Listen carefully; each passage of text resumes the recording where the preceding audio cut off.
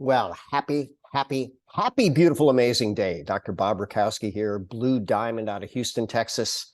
We're going to finish this year's Conversation on Success series with a little twist. In fact, a magic twist, and I'm going to review the wisdom of the book, Twist, Joy is the Path.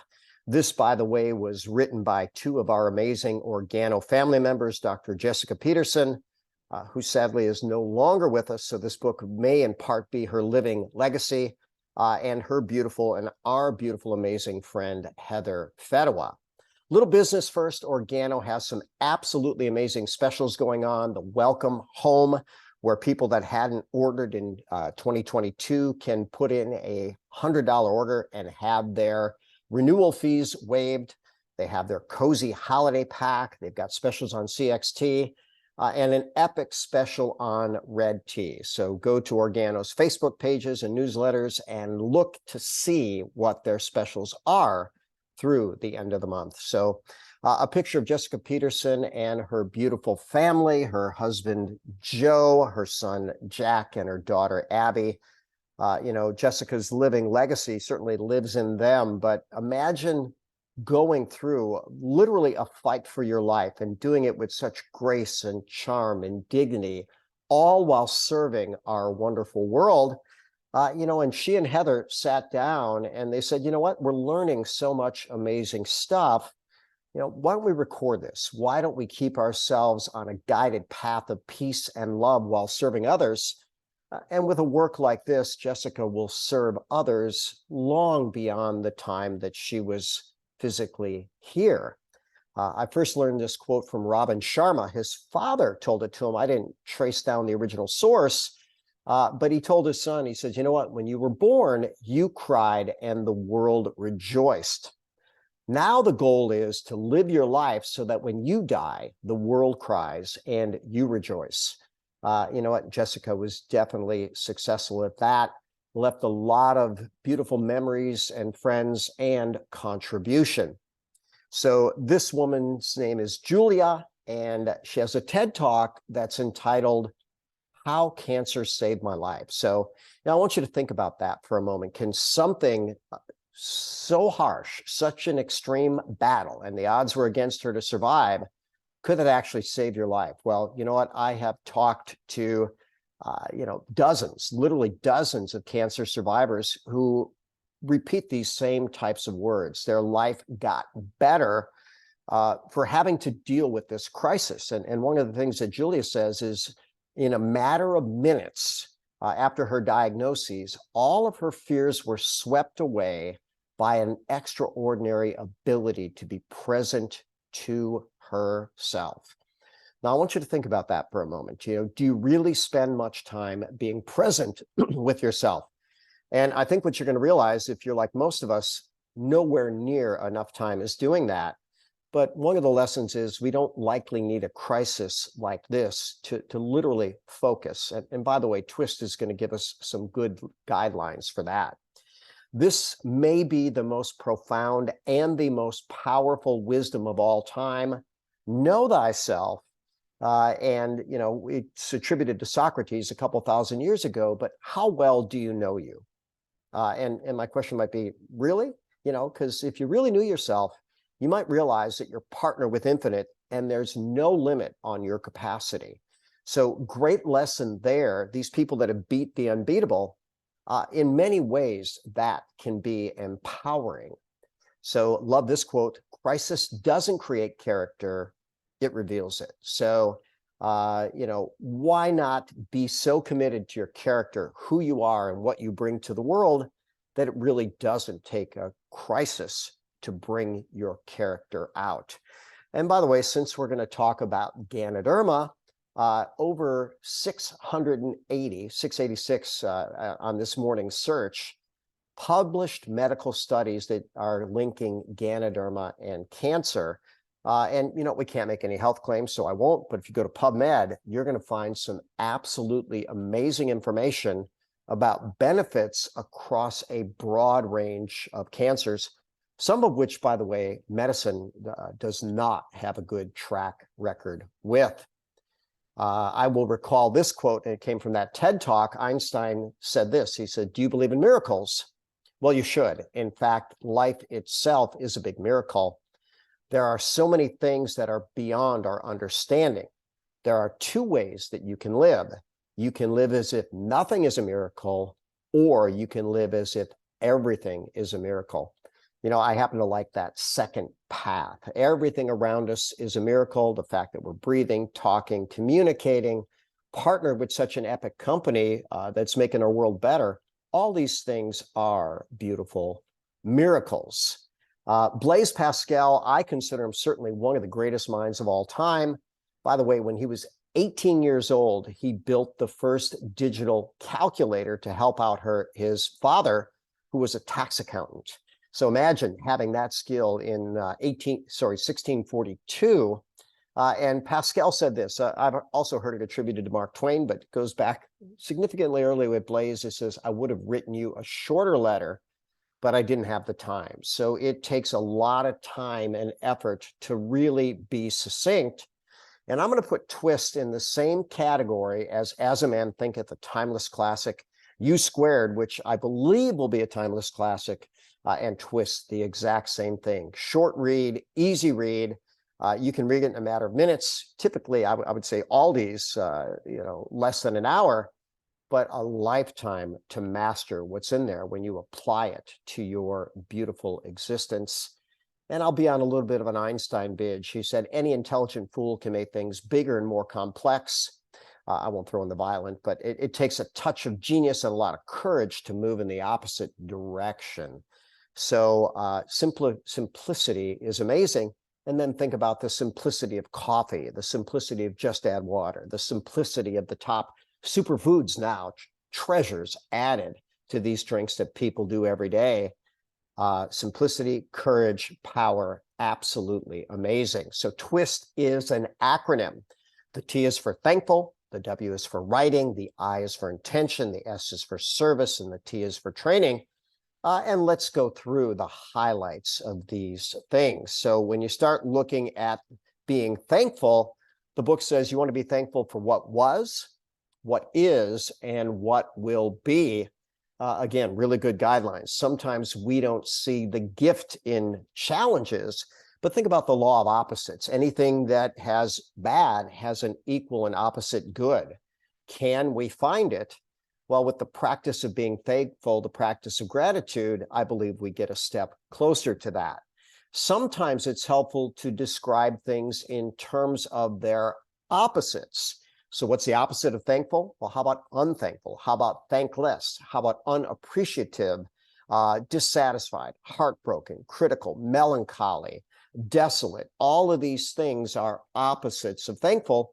And I promise you, we don't want to be any of those things. And Art Williams, I love so much of what he had to say and what he stood for. You know, he took on really a self-serving insurance industry that did a disservice to a lot of people. They were in it for profit rather than taking care of their customers. Not a good formula there, even though it was quite profitable for them for a period of time. Art Williams' mother received a death benefit on their father's life insurance policy, and it wasn't enough to support the family. And Art Williams later learned that his mother and his father could have had a very powerful policy with about 7x the benefit for the same price, but the insurance agents didn't sell it because it wasn't profitable. So they sold one policy with their A.L. Williams, and by the way, he became a billionaire in network marketing. But one of the things he says is no one will follow a negative, dull, disillusioned, frustrated, dadgum crybaby. Well, I wonder if that's accurate. You know, we do reap what we sow. And by the way, birds of a feather flock together. So maybe if you're going to be a negative, dull, disillusioned, frustrated crybaby, that's going to be what you're going to attract. So maybe we don't want to build a business and a life with that. I'll encourage people to look up Art Williams and especially his Do It speech. Very, very, very empowering. So now we're going to go to UC Davis, California. And here's what it says. And the book says the same thing. Gratitude blocks toxic emotions. like envy, resentment, regret, depression. All those things are blocked by gratitude. And here's what UC Davis found out. It is impossible to feel envious and grateful at the same time. And by the way, it's been said that envy or comparison is the thief of joy. The only thing you want to compare yourself to is who you were yesterday. And we'll throw in Ganoderma again. Ganoderma, published medical studies. It's antidepressant, anti-anxiety, pro-brain, pro-health, pro-happiness, and partnerships with Organo, pro-success, all of the above. And how about this? Gratitude is related to 23% lower levels of the stress hormone cortisol. That's a pretty significant dent in this molecule, which at high levels can be very disruptive to all of health and all of happiness. And what if we're synergistic? What if we use Ganoderma with it? Ganoderma is also proven to lower serum cortisol. So an article entitled How to Be 25% Happier Every Single Day. Well, how do you do it? You practice gratitude. Powerful quote here. It's not happiness that brings us gratitude, but vice versa. It's gratitude that brings us happiness. In that particular study, 25% happier. And by the way, it's also said that gratitude opens the floodgates for abundance. When we give thanks, we often have more to be thankful for. So a very simple assignment just in this moment. If you have a pen handy, write down, I am thankful for. And I'll get funny for a moment. Tony Robbins says we can always be thankful for something. Be thankful that your roof is not falling in on you. He says, you may wake up one morning and say, I'm so thankful my feet don't stink today. So, hopefully that's the case and you don't have plugged sinuses. But nonetheless, if we seek, we can find, and we can find things to be thankful for. So the W in TWIST is going to be for writing. And what they suggest writing is good for is to actually connect your mind to your body. And there's science behind that. So when you start looking at this, UCLA did a study and they found a definite link or many definite links between handwriting notes and committing them to memory. So think about that. If your fingers are just dancing over a keyboard, that's not the same as giving a motor command to form the letters, to form the words, to form the sentences, to form the paragraphs. So handwrite your notes wherever possible to commit them more deeply into your memory. And I'm a big fan of Success and Wisdom. I really like Jordan Peterson, one of the greatest minds out there today, and Jocko Willink, an American hero. He led the Navy SEAL teams in Iraq during the most bitter part of that conflict. But Jocko Willink, interestingly enough, was an English major at the University of San Diego. And here's what he says. Once you learn how to write, you can learn how to think. Very important. Don't we all want to think a little better? And then you can learn to communicate, which, by the way, one of the major arts of life, and convince and strategize. A lot said there. Communicate, convince, and strategize. Writing is useful in absolutely every facet of adult life and can take you places you could hardly imagine. So think about this. Here you've got this, powerful soldier. And what does he say is one of his greatest powers? Having learned to write. So we want to do that every single day. And interestingly enough, there are connections between writing and its healing power. So there's the PubMed ID there if you actually wanted to find the medical study, but they took people that had a surgical trauma, and basically one group did expressive writing, the other group didn't.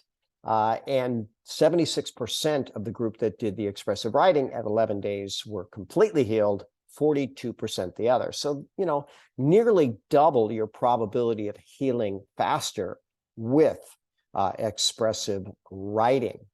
And again, since we're about Ganoderma and the treasures of the earth, over 45 to be exact on this morning's search, published medical studies on Ganoderma and wound healing. So this is from Forbes, reasons why you should write every day. Notice this, it says it helps to clear your head. Too many of our heads have too much clutter. You can bank good ideas. As Zig Ziglar said, a short pencil is better than a long memory. It gets easier with practice. Most things do. You can make more money. I think a lot of people would like that. Get new clarity that you were previously missing. Build your brand. That's going to be important as well. And be happier. So notice gratitude makes us happier. Writing makes us happier. They both help us to heal better. So great practices there. The I in twist is going to be intention. And I love this quote, be mindful of intention. Intention is the seed that creates our future. And that's a quote that they like in the book. Intention is the seed that creates our future. Now we have to plant it. We have to fertilize it. We have to protect it. All those things have to happen. The seed is the start, but there's a lot more to that cultivation. Wayne Dyer wrote a book called The Power of Intention. And notice what he says. The power of intention is the power to manifest, to create, to live a life of unlimited abundance, and to attract into your life the right people at the right moments. And a fun story about Wayne Dyer and actually Ed Mylett. So I played this video in a previous conversation on success, but Ed Mylett won an incentive trip with his network marketing company, which, by the way, that's how he made his first tens of millions that he parlayed into hundreds of millions. But he was running on the beach in Hawaii at 5 o'clock in the morning. So one, congrats for winning an incentive trip. That's awesome. And what about running on the beach at 5 a.m.? Hey, it's not crowded, but who did he run into? He ran into Wayne Dyer. And he said, Dr. Dyer, oh my gosh, you changed my life. And Dr. Dyer said, no, probably not. He says, you changed your life, but how did I help? And they had a conversation that lasted over an hour, according to Ed. And Dr. Dyer's advice was simple. Let your pure intentions create your self-esteem, and then ultimately your results. Don't let your results create your self-esteem. So, keep in mind, results ultimately are going to happen, but intentions immediately have a reward. If you have pure intentions, you will reap pure results, not always immediately, but they are coming. Ed Mylett has the top business podcast out there. And in this, he basically said, if you master this skill, you'll be wealthy. So what is the most important skill? Your ability to influence. And if we look into that word influence, how are you going to influence others? Albert Schweitzer, Nobel Prize winner, one of the greatest minds of the last century. He said, example is not the main thing in influencing. It's the only thing. So you want to always set that great example for others. Now, the etymology of influence, it literally is from the Latin, which means to flow into. You want to flow into people. Think about pouring into people. And I like the acronym POUR. You want to provide, you want to offer, you want to uplift, and you want to rebuild. And by the way, if you're doing that for others, guess what? Somewhere, somehow, that will come back to you. T.D. Jakes' amazing quote, if you've achieved any level of success, then pour it into someone else. Success is not success without a successor. So how powerful is that? That's what we're all about, pouring into others, helping them to be healthy, happy, and successful. And when Ed Mylett talks about his network marketing days, which have parlayed to the hundreds of millions that he's made, here's what he said. 95% of his wealth can be traced to 6 different people that he recruited. Understand, 2 frontline. So 2 people he found that led to a good portion, but 4 of them came at depth. And again, here's the magic. You're going to know someone who knows someone who knows someone. And as it said, every minnow knows a whale. So Ed wasn't always, rich and powerful and influential, but he kept working at it with pure intention. And wouldn't you want to be that next story, or whatever story matches your goals, to convert your application of influence into tens or hundreds of millions, if that's your idea of success, but certainly creating more successes and making our wonderful world better. So we're often asked about DMO, daily method of operation. Networking is this, making friends and meeting their friends. So are the holidays a good time to network? Yeah, it's always a good time to make friends. It's always a good time to meet their friends. And there may even be more opportunities to do that over the holidays. And what's the final component? Possibly the most important, pour into them, add value. And as we do that, we ultimately will be a success. When it comes to making friends, Dale Carnegie, How to Win Friends and Influence People. You can make more friends in 2 months by becoming interested in other people than you can in 2 years by trying to get other people interested in you. So there's a lot of people reaching out on social media, trying to interest people, impress people.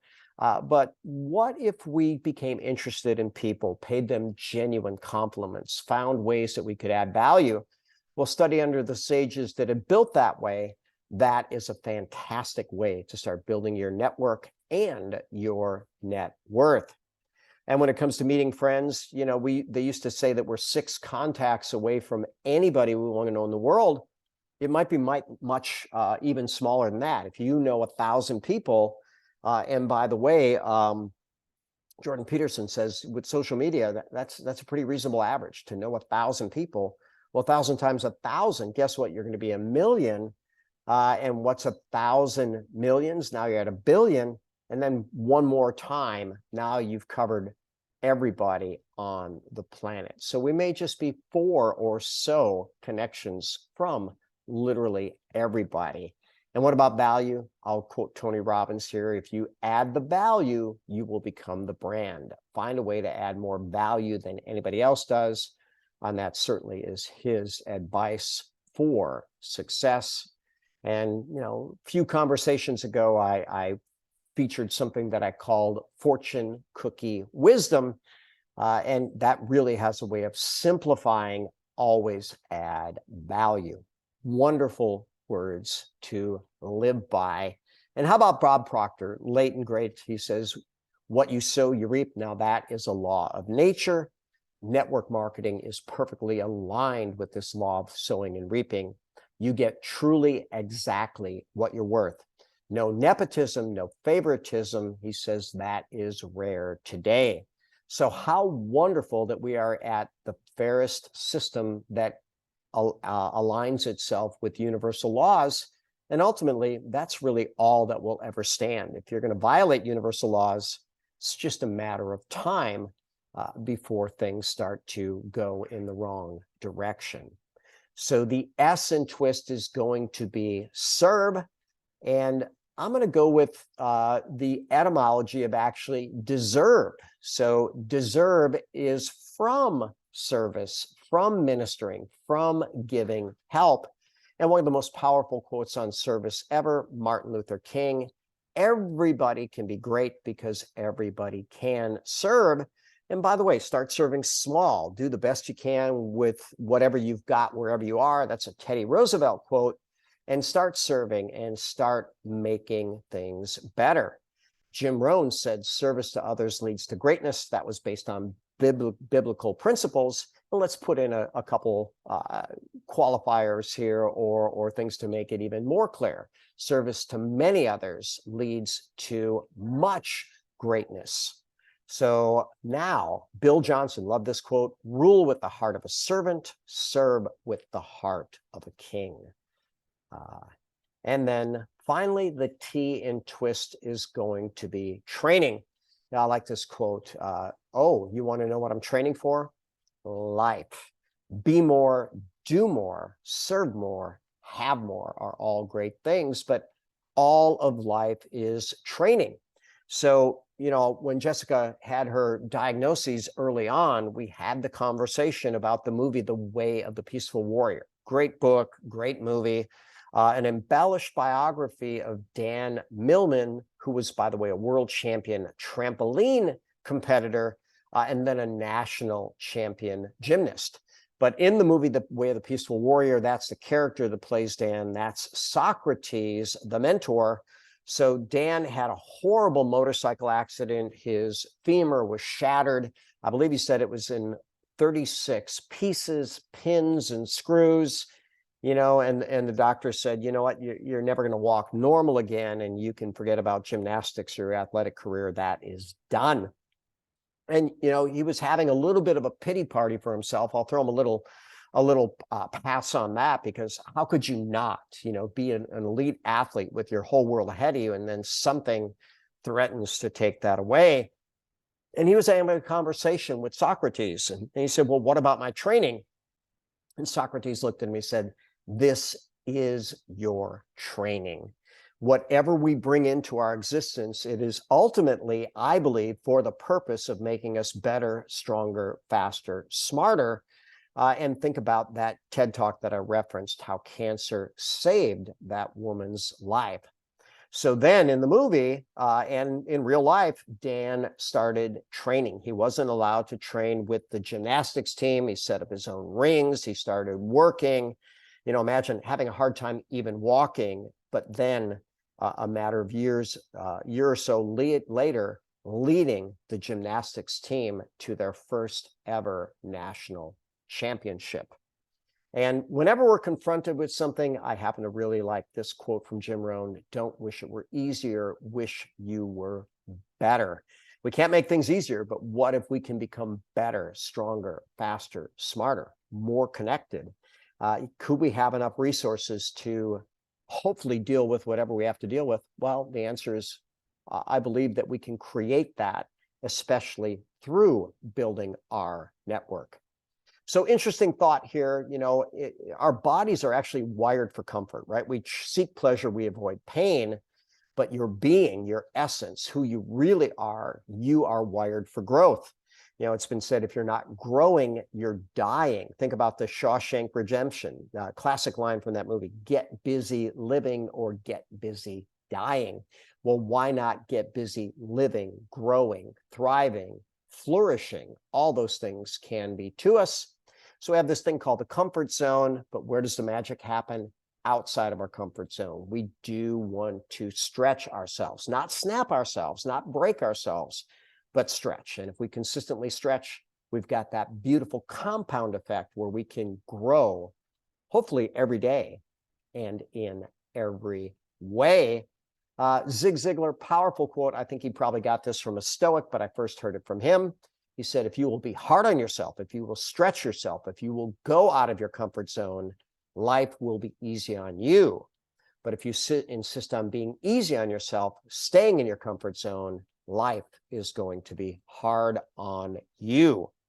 So powerful wisdom in there. Get the book, short read, amazing read. Be thankful, start writing, focus on your positive, beautiful serving intentions, and serve from the heart, and know that everything comes your way is a training.